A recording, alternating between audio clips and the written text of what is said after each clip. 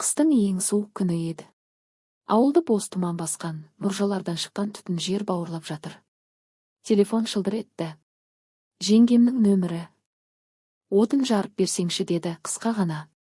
Даусы бұрынғыдай емес, жұмсақ, бірақ шаршаған, ішінде бір ауырлық бар. Ажырасқалы біраз болған. Ағам кеткеннен кейін ол жалғыз қалды. Мен үйіне бардым. Қақпа сықырлап ашылды.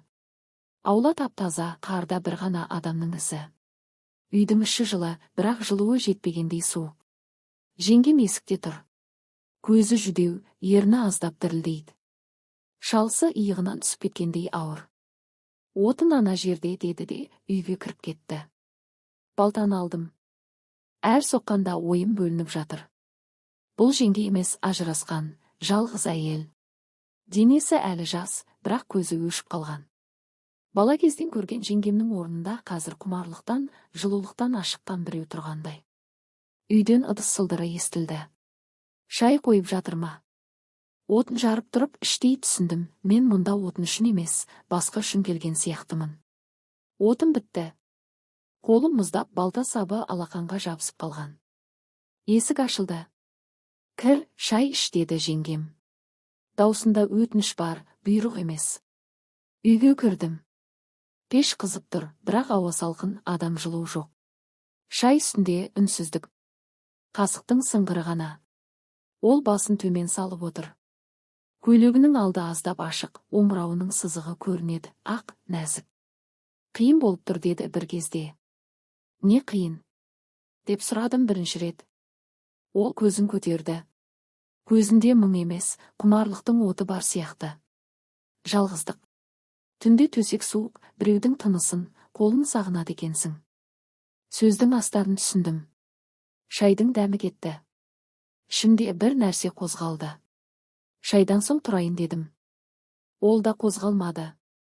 Қала берші. Қараңғы түсіп қалды. Ол терезеге барды.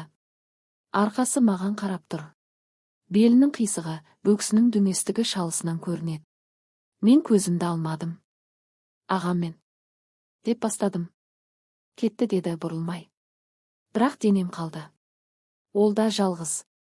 Сол сәтте жүрегім соғып кетті. Ол бұрылды. Көзінде қорқыныш емес, шақыру бар. Мен орнымнан тұрдым. Қасына бардым. Қолымды иығына қойдым. Ол дірілдеді, бірақ шегінбеді. Қараңғы түсті. Пештегі от қызыл жарық тастап тұр. Ол үстелге отырды. Кейде адамға біреудің бар екені ғана жеткілікті деді, даусы дірілдеп. Мен қасына отырдым. Қолын ұстады. Саусақтары суық, бірақ тез жылыды. Сен маған керексің деді ол ақыры. Отынға шақырғаным жалған. Сені сағындым. Мен үндемедім. Ернімді еріне жақындаттым. Ол көзін жұмды. Бірінші сүйіс ұялшақ, бірақ құмар. Екіншісі терең, тілі тіліме тигенде ол ыңыранды. Қолы шашымнан өтті, мойнымды қысты. Мен оны құшақтадым. Денесі жұмсақ, ыстық.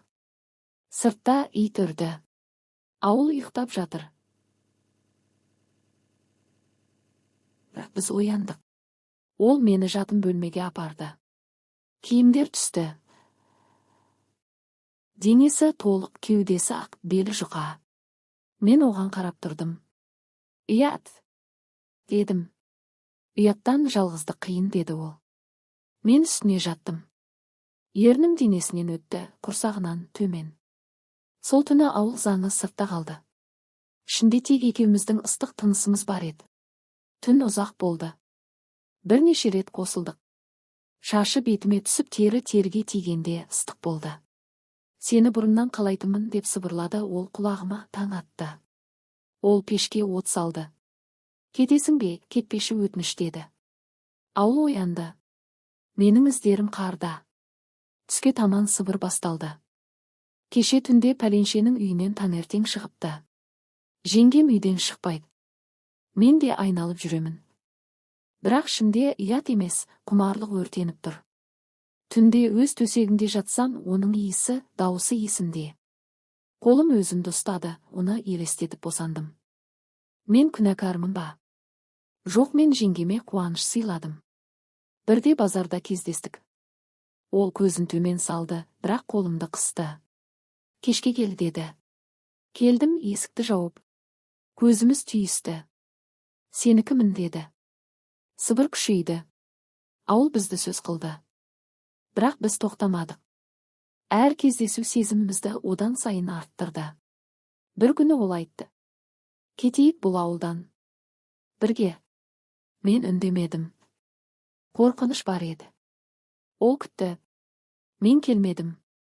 Әке шешем қарсы болды, ауыл заңы жеңді. Соңғы рет қосылдық. Көз жасы аралас.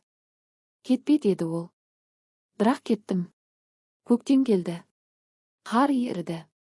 Ол ауылдан кетті деген сыбыр шықты. Мен қалдым. Бірақ түнде оны сағынамын.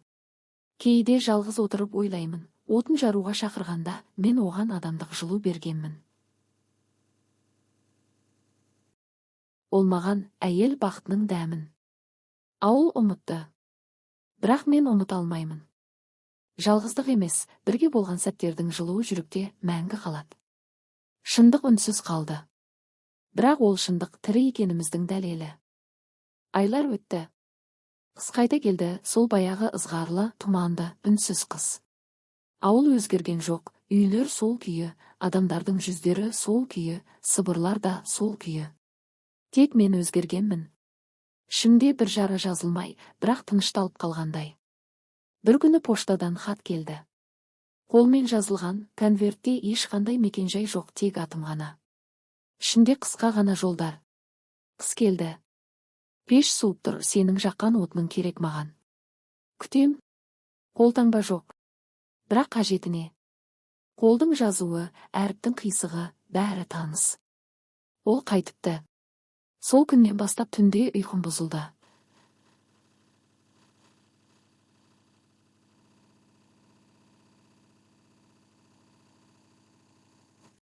Көз алдыма жеңгем.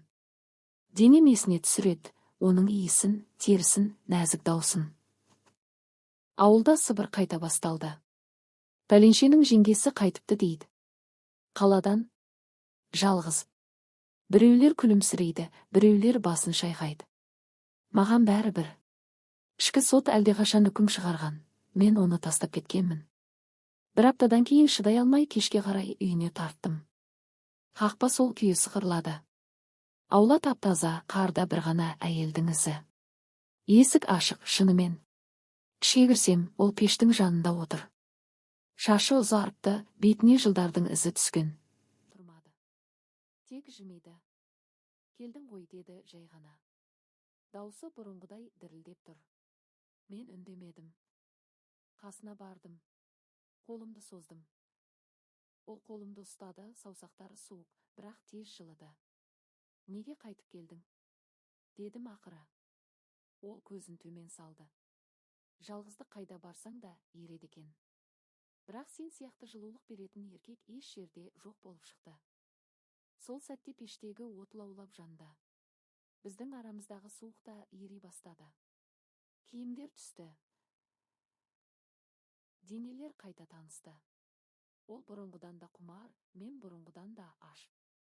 Үстелге, төсекке, еденге қайда болса да қосылдық. Оның ыңыраны үйді толтырды. Тырнағы арқамды тырнады. Аяғы беліме оралды. Менікі бол деп сыбырлады ол шыңға шығып жатқанда. Мен жауап бермедім. Тек қаттырақ құшақтадым. Таң атқанда кетпедім. Бұл жолы кетпеймін. Сыртта қар үлпілдеп жауып жатыр. Іште екі адамның жылуы ғана бар. Ауыл сыбыры ертең басталар. Бірақ ертеңгі күннің еншісінде. Қыс бітті. Қар еріп, жер ашылып, ауылға көктемнің иісі келді. Бірақ біздің үйде қыс әлі жалғасып жатқандай еді, тек енді ол суық емес, ыстық қыс болатын. Ол қайтып келгеннен кейін біз ешқайда кетпедік. Рамай іштегі отты өшірмедік. Күнде кешке мен оның үйіне баратын болдым. Кейде таңға дейін қалатынмын. Ол мені күтіп отыратын пешті жағып, шай қойып, бірақ шай суығанша ішпейтінбіз. Киімдер есік алдында қалады да, біз бірге ери бастайтынбыз. Оның денесі жылдар өтсе де өзгермеді. Мен оған әр жолы жаңадан ғашық болатындай жаным жадырап қалатын.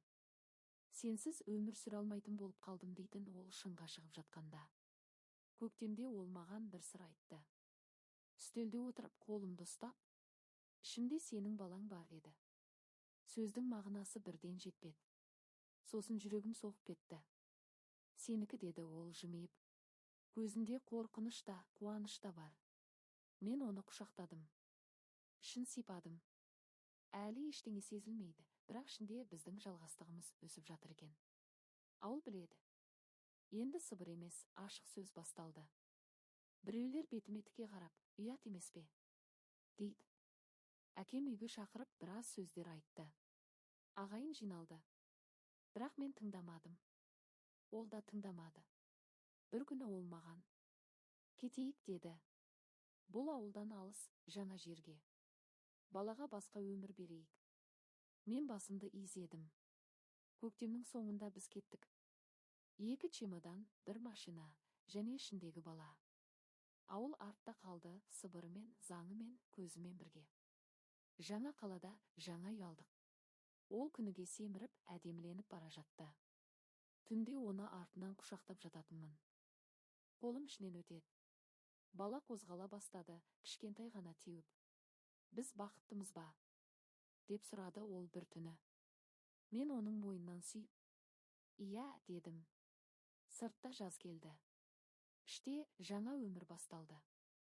Ал ескі қыс мәңгіге артта қалды.